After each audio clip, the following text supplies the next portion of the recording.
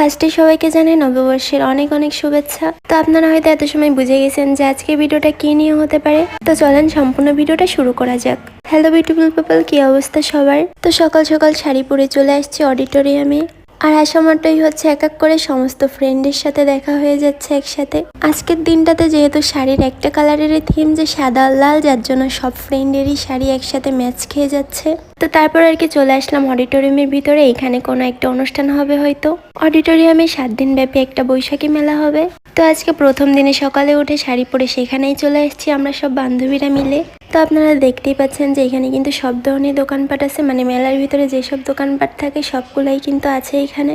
কি আর করে, সবার সাথে কিন্তু আমি একটু হলেও আলাদা আছি, কেননা সবাই লাল আর সাদা শাড়ি পরছে আর এইদিকে আমি গোলাপি আর সাদা রঙের শাড়ি পরছি। তবে কোনো সমস্যা নাই, বিকালবেলা ইনশাল্লাহ লাল আর সাদা শাড়ি পরে বার হইব। বড় হয়েছি ঠিকই, তবে ছোটবেলার শখগুলো কিন্তু এখনো যায়নি। পুতুল দেখলে এখনো কিন্তু চলে আসি পুতুলের কাছে।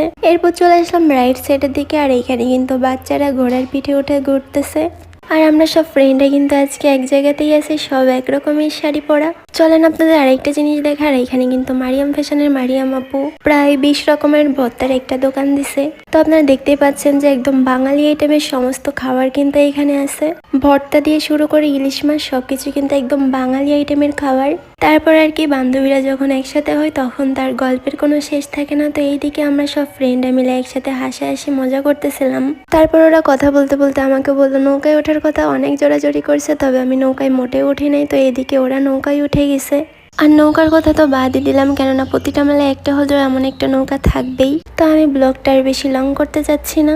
এখনের মতো বান্ধবীদের সাথে ঘোরাঘুরি গল্প করে আড্ডা দেওয়া শেষ।